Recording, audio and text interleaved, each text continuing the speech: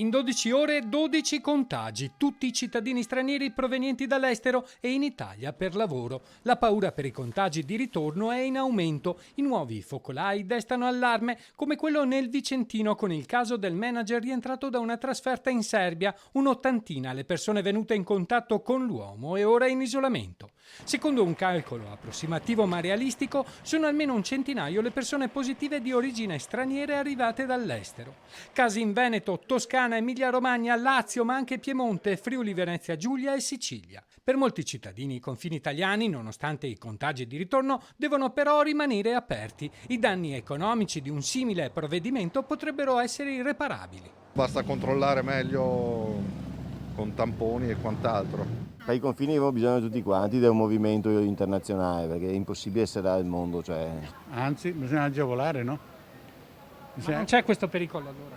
Io penso di no.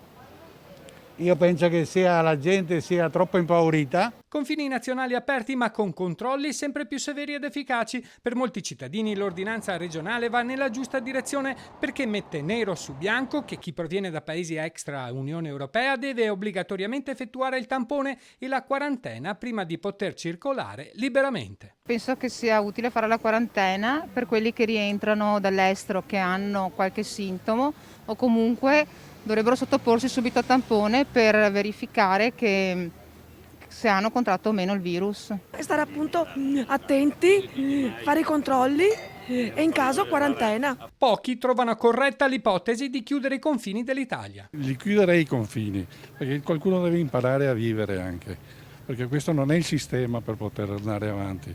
Ma non si creerebbe un danno economico anche al turismo, un danno irreparabile? Perché forse non c'è già il danno.